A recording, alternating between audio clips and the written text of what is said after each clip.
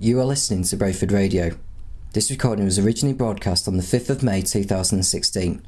For copyright reasons, this audio has been edited to remove any music being played during the show. We hope you enjoy the recording of Formula Tom, with me, Tom Cairns, and Jack Murphy. Good evening and welcome to another edition of Formula Tom on Brayford Radio. Joining me tonight is Jack Murphy, him and I were going to be discussing our review of the Russian Grand Prix last weekend. You guys can be involved in the show via Twitter, sending in your tweets at Brayford Radio, or you can message us via the Facebook page of Formula Tom, and we'll share your thoughts over the next of the hour. But before we go into Russia, Jack, a huge shock this morning. Yep, definitely. The news about Kvyat and Max Verstappen switching places because of what have happened with Kvyat over in Russia. It's a big shock. It's clearly a team decision from Red Bull Racing, and it's going to prove, well, it's going to be a very much a mix-up in Barcelona. And do you think let's find it a shock? Because I think it's the first time, like during a season, where the Red Bull and Toro Rosso teams, having to swap drivers during the season or drop drivers to send to another team. I mean, we don't really see that a lot in Formula 1 these days. No, yeah, we don't see that at all, really. It's a big decision from Red Bull. They've clearly had the talks with Kvyat during the week leading from the Russian Grand Prix, and clearly they felt the decision that they've had to give him some more leeway in Toro Rosso and maybe bring up Max Verstappen, which is a great opportunity for him. And do you think Kvyat will suit now better now? Because obviously in the Toro Rosso that he was driving in 2014, it was under a Renault power unit. The Toro Rosso he'll be driving will be a 2015 Ferrari engine. I mean, how is he going to fare in comparison to, is he going to adapt with that Ferrari engine? I think so. I think he's going out there to show what he can do now. He's got a little bit of pressure off as he's no longer in the Red Bull seat, but he's got the pressure on from now being dropped into the Toro Rosso seat, and he has to step up his game and show why he should take that Red Bull seat right back. If you compare the points tally between Ricciardo and Kvyat, Ricciardo has 36 points to Kvyat's 21. But Kvyat scored a podium finish in the last race but one in China. Jensen Button came out with a tweet earlier today because he was shocked as much as we were, and he was saying, they've dropped Kvyat after what happened in one race. What about the podium in China, the race before?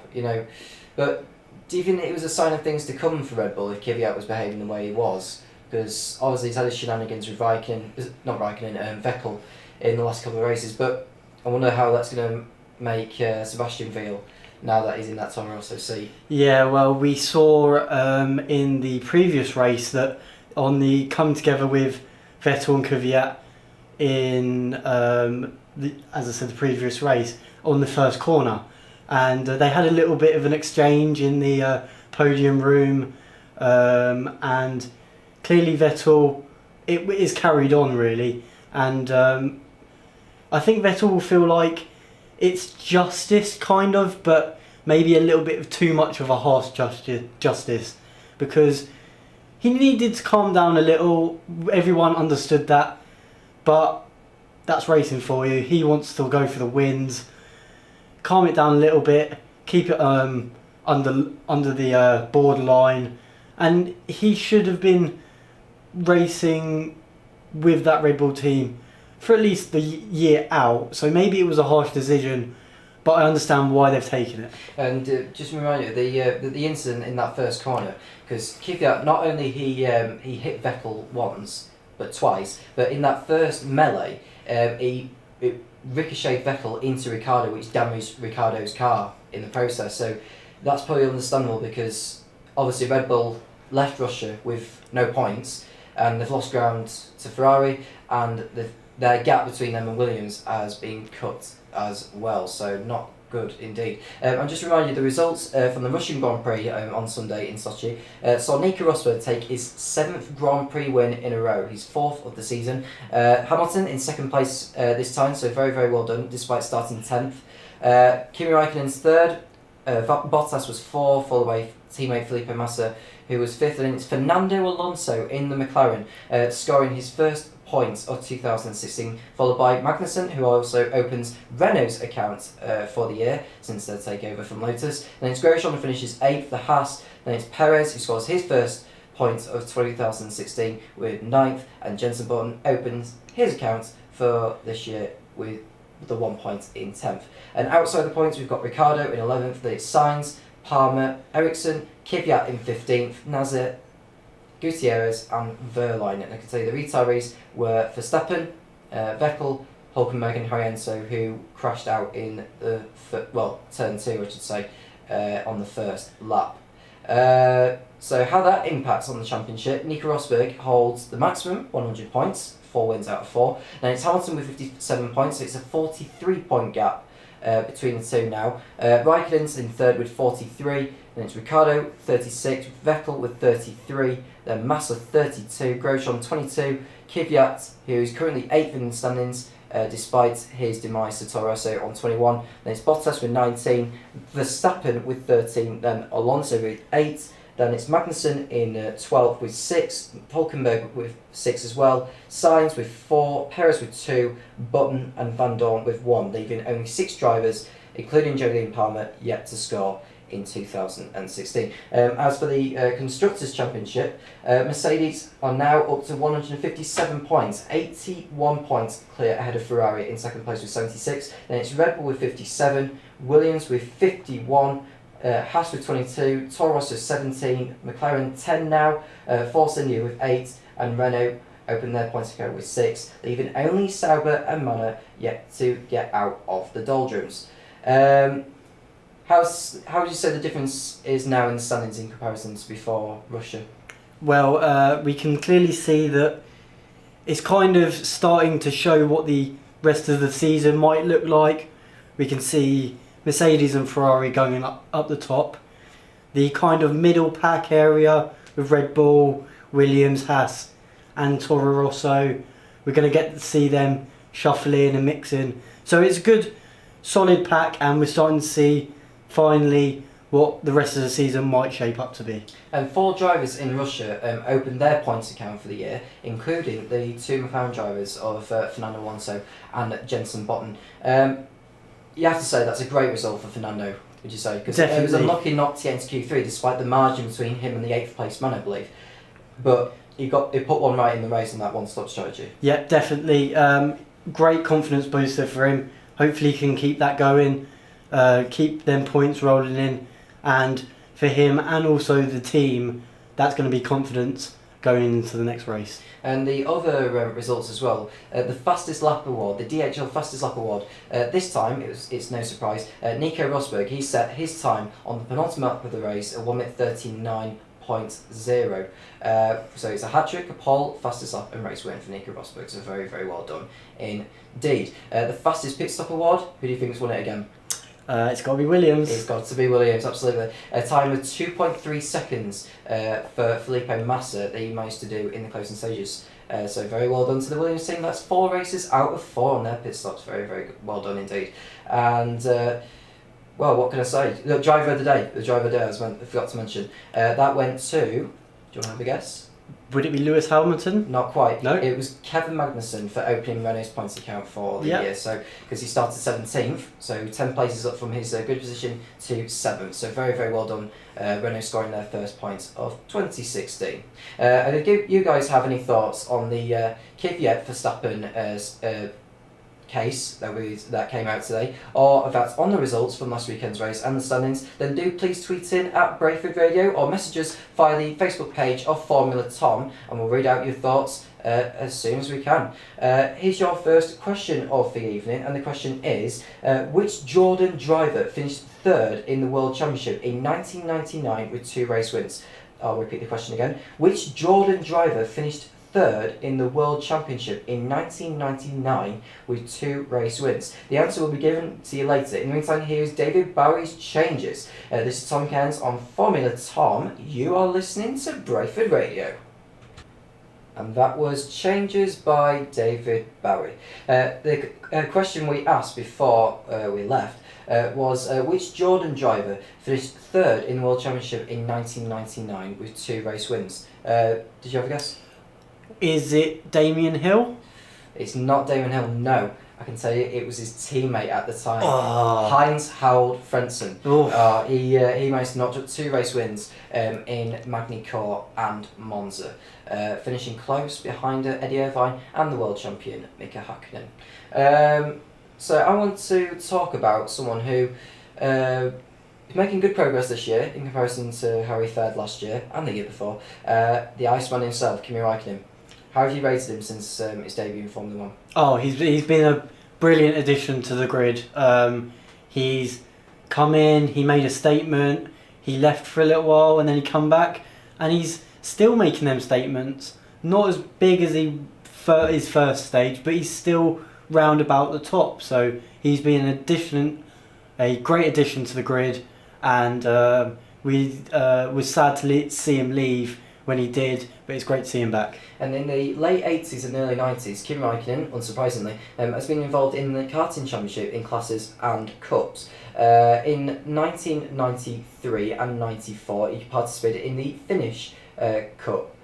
He finished 9th in 93 and 2nd the following year. And in 1996, in the karting Grand Prix, the European Series and World Championship races and Nordic Championship races, he got no wins in the Finnish Championship. In the class Formula A, he finished 4th overall.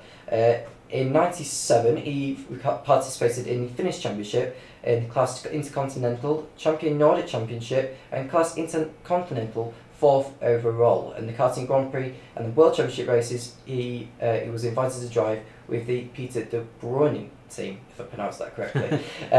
So whilst he got through those karting phases, he got to the British Renault 2000 series. He was world champion in that motorsport with he completed only 10 rounds in the series, and despite that he notched up 7 wins, 6 pole positions and 7 fastest laps, and finished on the podium in all of the 10 races, which saw him win the championship in the end, which was able to get him his drive with Sauber for 2001. That was the major breakthrough though, like straight away, wasn't it? Yeah, definitely. He's had so much experience, especially in karting. That's where usually most drivers start, and that's where they make the names themselves. He's had so much experience there that it was bound to happen, and with that British Renault 2000 series win, that's where he made his breakthrough, and that's why he's here today. And in 2001, in his rookie season, he notched up 9 points for the Sauber team, because the point system was the top 6 at the time, not the top 10. He finished in the points in his first race in Melbourne, followed by 2 4th place finishes in Austria and Canada. And after Mika Hakkinen announced they'd be leaving the McLaren team, Kimi Räikkönen, his compatriot, took over the seat of McLaren for 2002. That was really unexpected though, with his compatriot leaving the sport 2 years after he won his 2nd and last championship. Yeah, definitely. We would have liked him to stay. I still think he had more to come, but unfortunately for him it didn't work out, and it was sad to see him go, but when one thing closes, another thing opens, and that's where Kimi Räikkönen came in. And for 2002, he failed to finish in 11 out of the 17 races, so McLaren struggled with reliability that year. He finished on the podium in the first race in Melbourne, despite having his excursion with that multi-car pile-up in the first corner in that race. He wouldn't finish in the points until, if I'm correct, I think it might have been Spain or something like that, wasn't it? But I know he only finished in the points 6 times in that year. In the end, he finished with 24 points and 6th in the Drivers' Championship. The following year, which was much more successful for the Flying Thing, he managed to finish runner-up. He scored his first win in Malaysia. And he ended up finishing with 91 points that time, just 2 points behind the championship winner of Michael Schumacher. 2004 started really badly with poor reliability on both McLaren cars. Managed to notch up the pole position at Silverstone, and then he won in Spa, which put a bright smile back on his face, despite the first half of the year where he had engine failures, the amount of engine changes he had, which enforced grid penalties. But I think things like that would need to come round if you're going to be suffering that much. Definitely. He showed the year before that he is a class driver. Unfortunately, with all the engine problems that McLaren had over the years, these things happen, and unfortunately wasn't the best start that he wanted. Of course, in 2003 with the great second place for him, but the year after, again, engine problems. But they started getting the active ever once again towards the end of the season, and that proved in the next year. He finished second in Brazil. Well, in fact, he got 2 more podiums in China and Brazil before McLaren confirmed that Juan Pablo Montoya would be partnering up with him for 2005. And in that year, Raikkonen he managed to win 7 races and closing down on Fernando Alonso, but poor reliability hindered his chances of snatching the glory from the Spaniard, which saw him only finishing second behind Alonso with 112 points. That's 21 points behind Alonso in the end. For 2006, proved to be his last year with the McLaren team. No wins. He got 3 pole positions, but outpaced by Ferrari and Renault, really, which stopped them from winning anything. Yeah, it was the time where the Ferraris were definitely coming into their own with Renault, and it showed the McLaren were falling behind, and it was time for Kimi to leave. And where did he go? Ferrari. Yeah, because in the race at Monza, Michael Schumacher announced that he would be retiring from Formula 1 at the end of that season, which opened the door for Raikkonen to take over his seat to partner up with Felipe Massa. In that year, Raikkonen, he finally found his own glory, didn't he? In the most unlikeliest of circumstances, because Lewis Hamilton, who was the rookie that year, he led the majority of the way until the last race when he encountered problems. But Raikkonen, with the assistance of Massa in the race, managed to help him win his World Championship. His only World Championship so far. He managed to do it by 1 point ahead of Lewis Hamilton and Fernando Alonso in the end. 2008, not as good. Do you want to explain why? Was it reliability problems for him? Partly, but yeah, he was involved like a lot of car accidents as well. So yeah, the late stages in Spa, Singapore, and yeah, he had difficulties in Melbourne as well. So Ferrari had their own worries. I mean, a lot of the teams had their own worries in 2008, but for Ferrari with Raikkonen, he lost crucial points, which would have possibly put him in the frame in Brazil, but I don't think it would have won the championship in the end, considering where Hamilton and Massa were competing against each other. Yeah, it just wasn't his season, to be honest. He proved the year before that he is title contender, but unfortunately, with the amount of things that happened in that season, it just wasn't his season, basically. And it came down to Brazil in the end with Massa and Hamilton.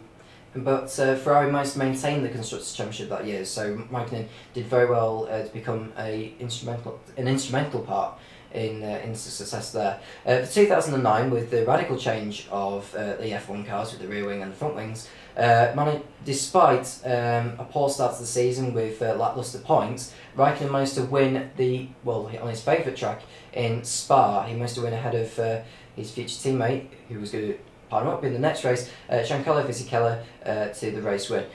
In the end, he managed to finish 6th in the World Championship with 48 points, despite Ferrari's witnesses in that race in Hungary when what happened with Felipe Massa. And in that race, Raikkonen managed to notch up that podium, which was some reward considering what happened. Yeah, definitely. It was just a bit unfortunate for Massa. And Kimi, with what happened, he was happy with it. So fair play to him. Yeah, and at the end of that year, Raikkonen was announced that he would not be competing in Formula One. He would be replaced by future teammates Fernando Alonso at the team for 2010. And as Raikkonen left, he joined in the World Rally Championship with the Citroën Junior WRC team. In his first season, he finished 10th with 25 points. Finished in the same position again the following year with 34, racing with the ICE 1 racing team in 2 races in the NASCAR Championship with Kyle Busch Motorsports. And at the end of 2011, he announced that he would be joining the Lotus team for 2012. What was your reaction when he was coming back? Good to have him back. Quite shocked that he was going to Lotus. Would have thought with the connections he had to Ferrari. Now he's racing with Ferrari again, but with the connections he had with Ferrari, we should have seen him come straight back to Ferrari, but it wasn't to be. But he had a very successful time with Lotus. And on his return, Kimi Raikkonen, he managed to finish every single race in 2012. He finished all the races in the points apart from the last race in Brazil, I believe. Yeah. And so yeah, oh no, it was China. Sorry, it was China, not Brazil. I beg your pardon. In 2013, as I said, in 2012 he managed to win in Abu Dhabi, and in 2013 he won another race in Australia. But towards the end of the season, his relationship gradually broke down with the Lotus team, considering the circumstances. Yeah, definitely. He raced really well with them, but with the things going on behind the scenes, it looked like a definite move away was needed, and he ended up back with his long-time relationship with Ferrari. And this time, as I mentioned before, his teammate Fernando Alonso. After Massa's announcement that he would be leaving the Ferrari team, as he later went on to join Williams, Raikkonen was announced as Alonso's teammate for 2014. That year did not go to plan for Kimi. No podium finishes that year. He only notched at 55 points. What really went wrong? Because it was a mixture of more or less reliability, but he had like those accidents, including that one in Silverstone, didn't he? Yeah, maybe it was mentality. He thought he's coming back to Ferrari, he's going to get it into gear. Maybe it was partly had to start off afresh with Ferrari. It could have been a whole host of things, but at the end of the day, he didn't have the best return season to Ferrari. And he got his head together again, and he tried to work on it for the next season, which helped him a little bit more, but unfortunately not all the way to the title. And with Alonso leaving Ferrari to join McLaren, Sebastian Vettel was announced as Alonso's successor in the team for 2015. Raikkonen, no wins, but he did notch up 3 podium finishes. 1 in Bahrain, 1 in Singapore, and 1 in the last race in Abu Dhabi. In 4th place with 150 points. So far this year, Raikkonen failed to finish in Melbourne due to an engine power unit problem. In Bahrain, he managed to finish 2nd, which made up for the errors in Australia. In China, he managed to finish, I believe, in 5th, wasn't he? 5th, yes, yeah, because Ricardo, so 5th in China, and then in the last race he finished 3rd. So far, Raikkonen has managed to notch up, if I get my maths right, he managed to notch up, so it's 18, 15, 43 points. Yeah. So 43 points. I just managed out my maths there. So, good season so far for Raikkonen. Definitely, yeah, he's got it into gear, he's comfortable with the car, and he's using his confidence from the podiums that he's getting, hopefully throughout the season, and that's what we want to see from the Ferraris, kind of pushing them Mercedes along. Absolutely.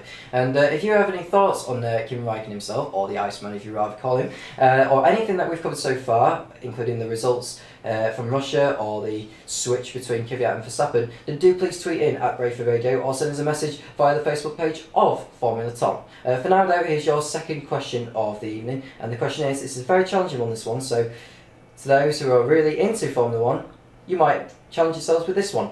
Who were Sauber's first drivers when they made their F1 debut in 1993?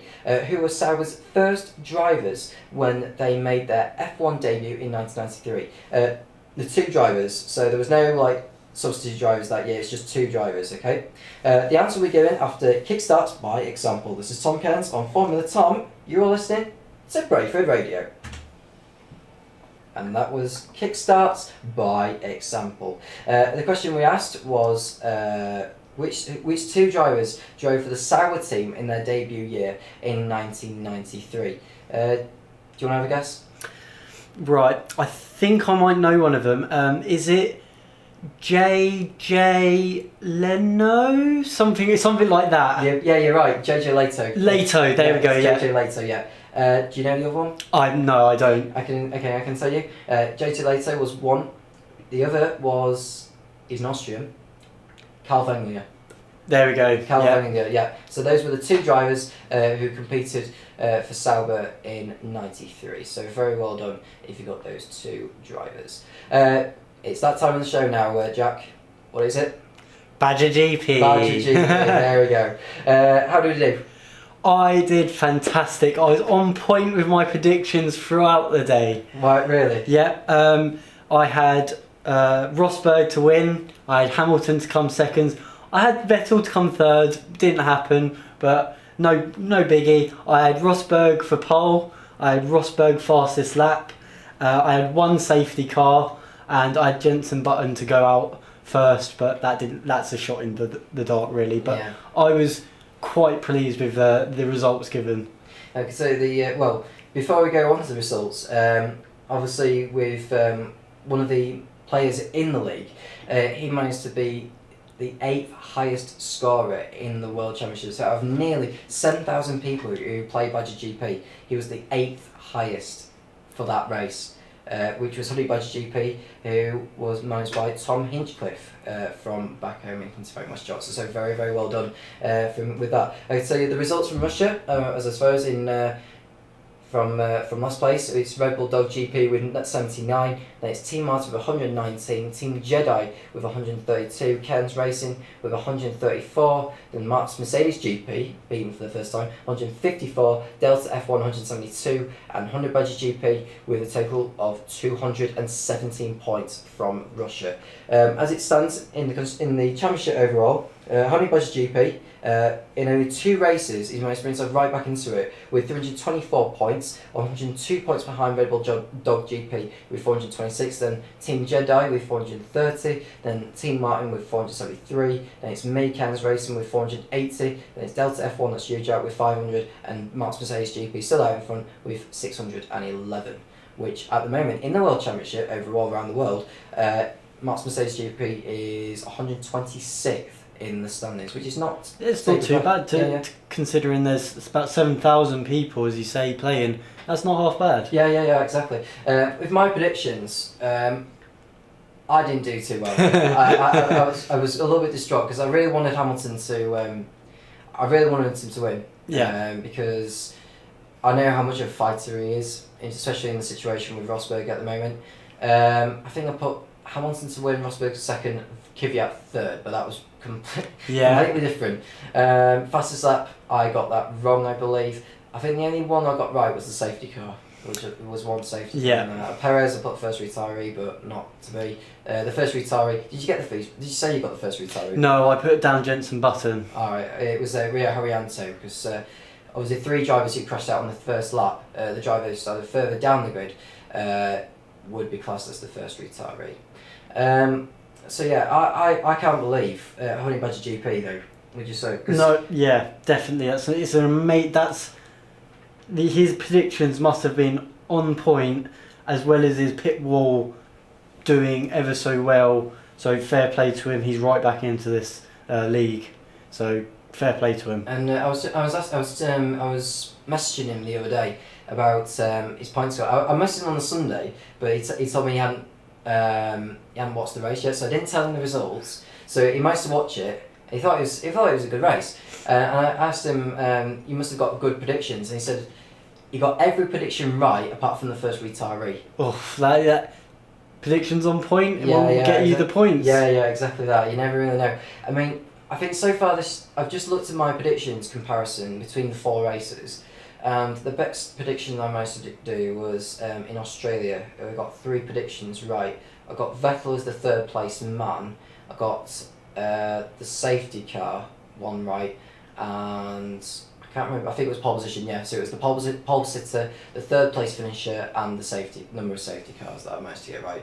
What would you say your best race predictions? Definitely in Russia, because I only missed out on first retiree and 3rd place. So it's 5 out of 7. Yeah, 5 out of 7.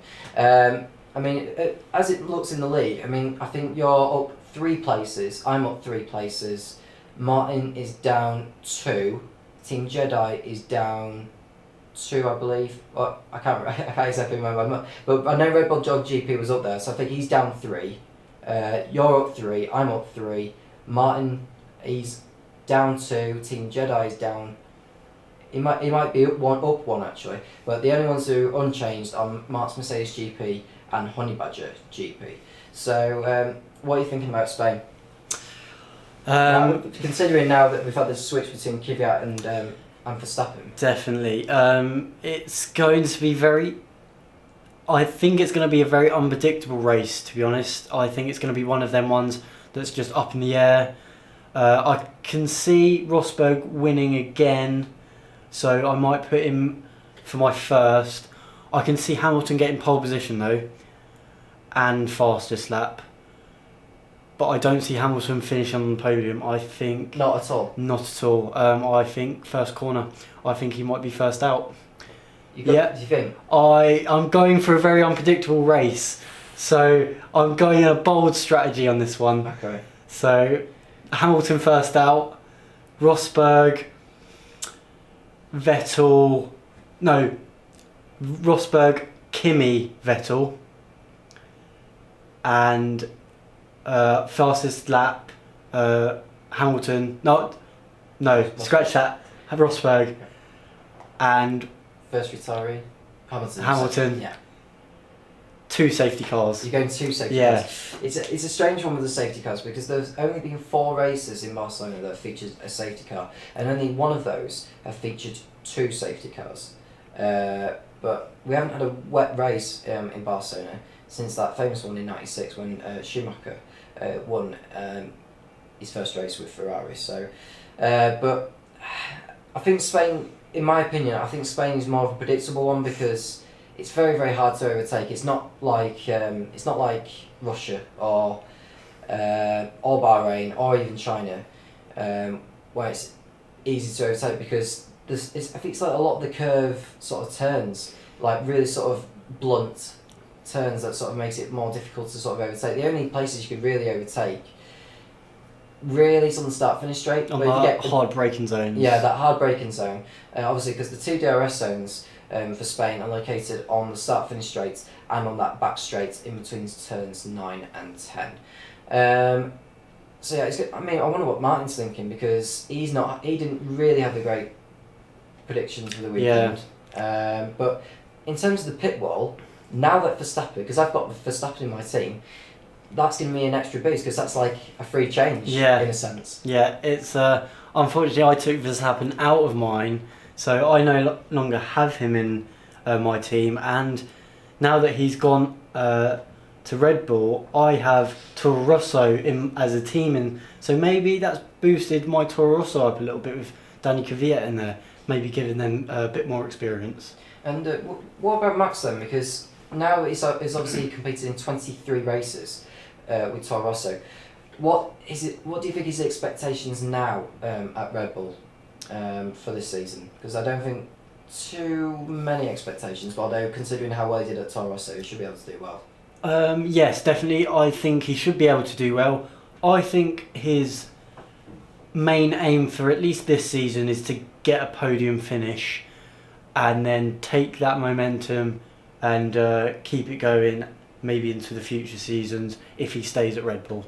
And whilst we've been discussing our results from the Badger GP League, you guys can join the league as well. Why not? All you need to do is visit the Badger GP website. You need to log in via Facebook, Twitter, or your Gmail. And basically, you need to create your pit wall. Once you've done that, you need to make your predictions for the upcoming race. And then to join the League of Formula Tom, you need to type in the passcode 5872114. That's a 7-digit code. I'll repeat that again. 5872114. Okay, so if you want to join the Badger GP League, you can. If you need any more help, then do please message us, and after the show we'll guide you how to join the league. Obviously, we've been discussing our product results, we'd like you to answer our third and final question for this evening's show. And the question is, other than Rosberg, Schumacher and Vettel, who else has won 7 races in a row? Other than Rosberg, Schumacher and Vettel, who else has won 7 races in a row? The answer will be given after Live and Let Die by Paul McCartney and Wings. This is Tom Cairns on Formula Tom. You are listening to Brayford Radio. And that was Live and Let Die by Paul McCartney. What a great tune. The question we asked before we left was, other than Schumacher, Vettel and Rosberg, who else has won 7 races in a row? What did you go for, Jack? So I'm stuck between Alberto Ascari and Nigel Mansell, so I'm going to go with Alberto Ascari. My mum has just come in saying she thinks it's either Hakkinen or James Hunt, so she wasn't sure. I can tell you the answer is Alberto Ascari. Yeah. So very well done, Jack. Is that your first question correct? That is my first question, 100% correct. Yeah, well, very, very well done. So yeah, it was Alberto Ascari. In his championship years, they managed to win in 1951 and 52. He managed to win 7 races in a row. So we'll have to win see if Rosberg can maybe, if he wins the next 3 races, he's broken the record. The all-time record, so, yeah. Sebastian Vettel's record.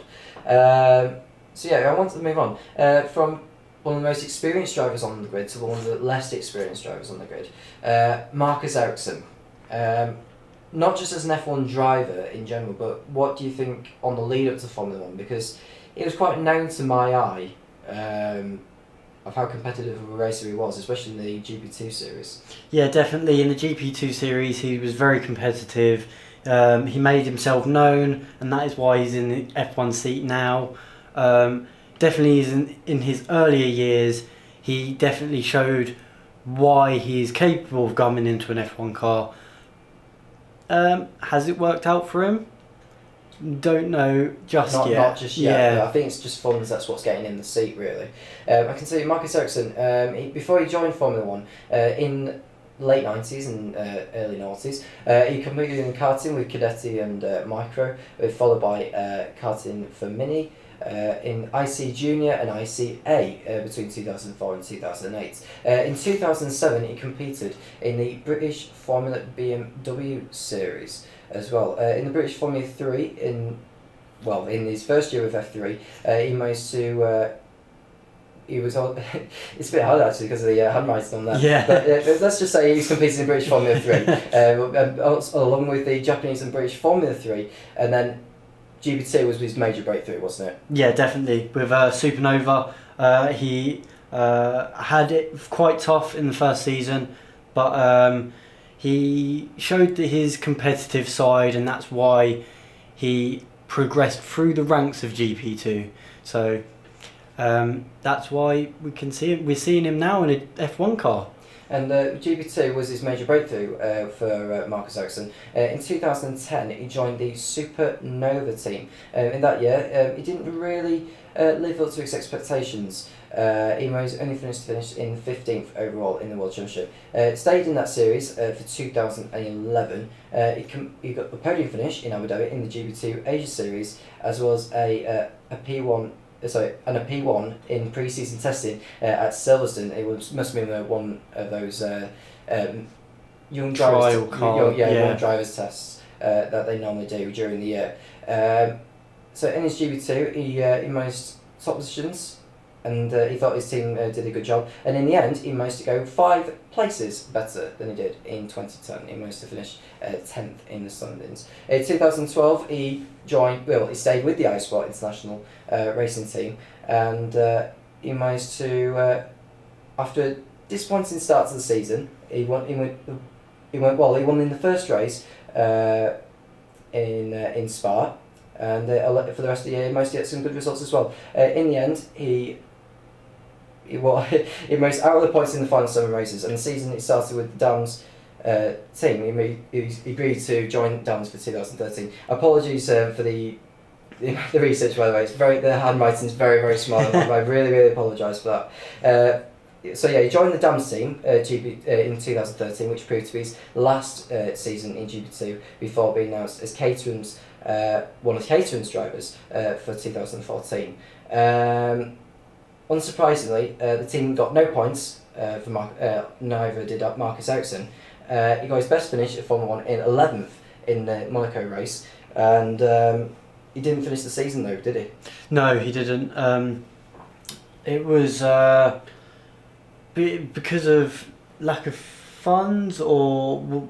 Well, he already announced he was moving to Sauber, right? But the team went into administration as well at the same time. Yeah. So, because obviously the Russian Grand Prix proved to be the last race for Caterham before the team missed Austin and Brazil because they went into administration. They came back for Abu Dhabi, but Marcus Ericsson didn't. He was replaced by Will Stevens for that last race. But for Sauber, which he moved to for 2015, a good first race. He managed to finish. Was it? I think it was 8th, wasn't it? Was it 8th or 9th? I think it was 9th. Was it 9th? Yeah, okay. He managed to finish 9th in the first race in Melbourne, but he was getting out qualified and out performed really by his less experienced teammate Felipe Nasr. Yeah, I definitely think that Sauber as a team, they stepped it up last season, but of course with the experience that Marcus Ericsson had, he shouldn't have been outpaced and outmaneuvered by the younger Felipe Nasr. So he's not getting the most of his experience, and that's what the worrying bit is for his future in F1. I've just thought of something actually, because around the same time when he started the Sauber team, you remember Guido van der Garde, don't you? Yes. Yeah. There was he claimed that there was a conspiracy going on because they thought they agreed to have a contract for Van der Garde for a race seat, but it's a strange one really, because I thought Nasr and Ericsson were the right ones, but Van der Garde thought that he was a little bit ditched in a way.